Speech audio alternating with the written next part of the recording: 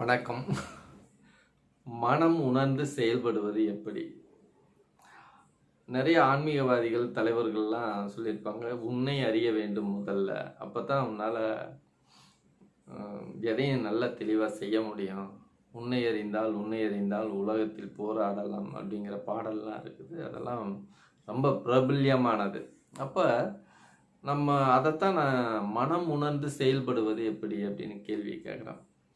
இதுக்கு பதில் என்னன்னா, நம்ம சுலபமாக சில நிகழ்ச்சிகளை சொல்கிறேன். ஒரு நிகழ்ச்சி சொன்னால் உங்களுக்கு புரியும். என்ன இதில் எப்படி நம்ம ஒரு நபர், நமக்கு தெரிஞ்ச ஒரு நபர் இருக்கார்.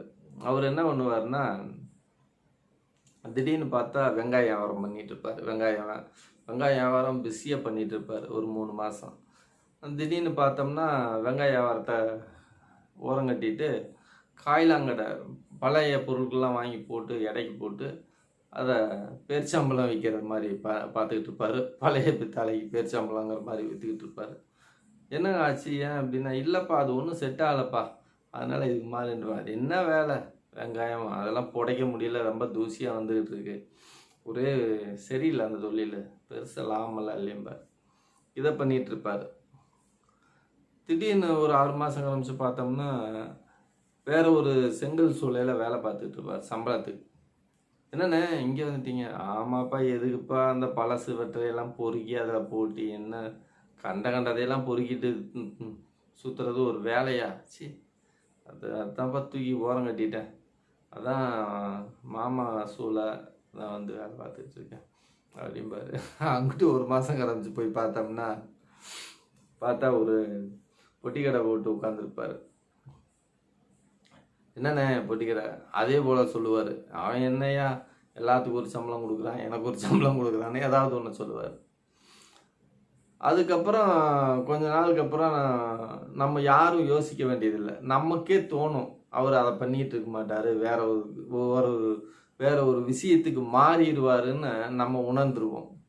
அப்போ அவரோட வாழ்க்கையை பார்க்கும்போது நமக்கு என்ன தோணுது, இப்படிப்பட்ட மனுஷன் இதை செய்கிறான், அடுத்து அதை செய்வான், அதை செய்வான், அடுத்து வேற ஒரு இதுக்கு போயிடுவான் அப்படிங்கிற உணர்வு நமக்கு புரியுது. அவரோட உணர்வு நமக்கு புரியுது.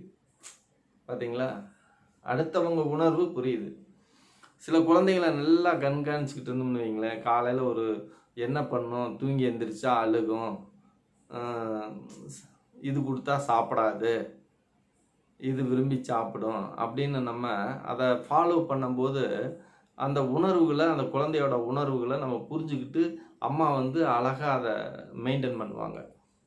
அது பேசுகிறதெல்லாம் புரியும் அம்மாவுக்கு. நம்ம போய் பக்கத்தில் நிற்போம், அது என்ன பேசுதுன்னே நமக்கு புரியாது, அது அவங்க பேசிக்குவாங்க. அவங்க மலையாளி பாஸ்தே, அம்மாவுக்கும் குழந்தைக்கு மட்டும்தான் புரியும், நமக்கு புரியாது. அப்போ அந்த உணர்வை வந்து அவங்க புரிஞ்சுக்கிறாங்க. அதுவே ஒரு பெரிய விஷயம். பக்கத்தில் இருக்கிற உணர்வை புரிஞ்சுக்கிறதே பெரிய கஷ்டம். இதில் நம்ம உணர்வை நம்ம எப்படியா புரிஞ்சுக்கிறது அப்படின்னு ஒரு கேள்வி. நம்ம உணர்வை புரிஞ்சுக்கிறதுக்கு ஒரு வழி இருக்குது. என்னென்னா, நம்ம உணர்வுகள் வந்து நாளைக்கு என்ன பண்ண போகிறோம்னு நம்ம யோசித்தோம்னா நமக்கு தெரியாது. ஏன்னா நாளைக்கு என்ன பண்ணுவோம்னே நமக்கு தெரியாது. காலையில் எழுந்திரிச்சா என்ன இது பண்ணுவோம்னு நம்ம முடிவு பண்ணியிருப்போம். நாளைக்கு எடுத்தால் சரி நாளைக்கு வண்டி எடுப்போம், வெளியில் போவோம் அப்படின்னு, ஒரு கடை வீதி போகலான்னு நம்ம காலையில் ஒரு 10 மணிக்கு போகலான்னு முடிவு பண்ணியிருப்போம். அது நடக்குமான்னு சொல்ல முடியாது. ஆனால் நேற்று நடந்த விஷயங்களை, காலையிலேருந்து நடந்ததில்லை இன்னைக்கு, அந்த விஷயங்கள் நமக்கு தெரியும். தெரியுமா தெரியாதா? தெரியும். இப்போ காலையில் என்ன பண்ணோம், எந்திரிச்சோன்னே நேராக வாக்கிங் போனோம். வாக்கிங் போய் நானும் என் ஒய்ஃபு ஆளுக்கு ஒரு டம்ளர் செம்பில் கூழ் குடிச்சிட்டு நேராக வந்தோம். வந்துட்டு காலையில் சாப்பாடு போதும் அப்படின்னு சொல்லிட்டு டிவி பார்த்து அரட்டையை போட்டுட்டு நீயா நானா அந்த அதெல்லாம் நிகழ்ச்சிக்கெல்லாம் ஓடிச்சு. வரிசையாக அடுத்தடுத்த நிகழ்ச்சி பார்த்தோம்.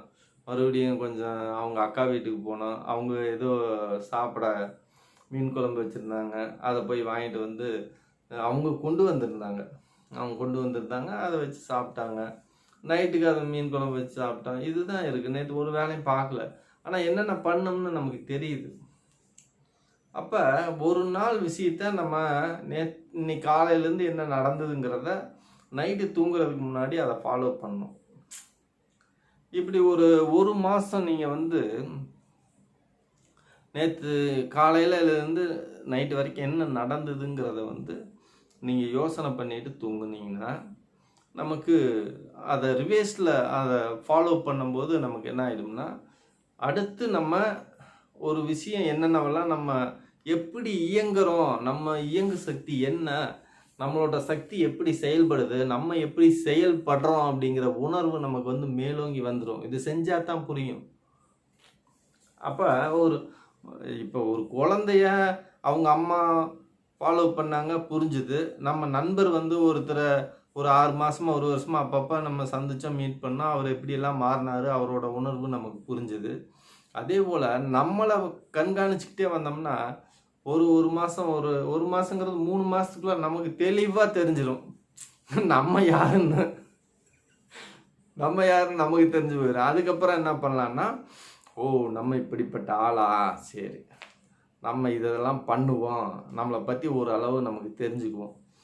அப்போ நம்மளை தெரிஞ்சுக்கிட்டு நம்ம என்ன மைனஸ் பண்ணுறோம் அப்படின்னு நமக்கு தெரிஞ்சு போயிடும். ஓ நம்ம எங்கேயாவது ஊருக்கு போனோம்னா அரக பறக கிளம்பி பஸ் ஏறி பிடிச்சிக்கிட்டு டிக்கெட் புக் பண்ணாமல் நிற்கதியாக தொங்கிட்டு போகிறோம்.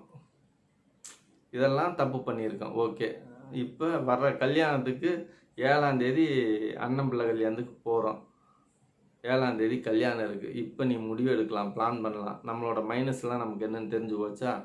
ஓகே, நம்ம அப்போ அரக பறக்க தொங்கிட்டு போகக்கூடாது. ட்ரெயினில் புக் பண்ணு, அப்படி இல்லையா பஸ்ஸில் புக் பண்ணு.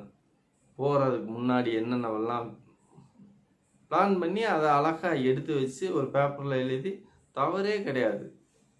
என்னென்ன வேணும், என்ன செய்யணும், என்ன எப்படி நடந்துக்கணும், எப்படி போகிறோம், கல்யாண ஃபங்க்ஷன் எப்படி அட்டன் பண்ணுறோம், முடிச்சுட்டு வேறு யாரையாவது பார்க்கணுமா, என்ன ஏதுங்கிற டீட்டெயிலாக பிளான் பண்ணிவிட்டு நீங்கள் 7ஆம் தேதி உங்களோட லைஃப்பை பாருங்கள். அன்னை ஒரு நாள் உங்களுக்கு முழுவதும் பிசு இல்லாமல் நீங்கள் நினச்ச மாதிரி செயல்படுத்திடலாம்.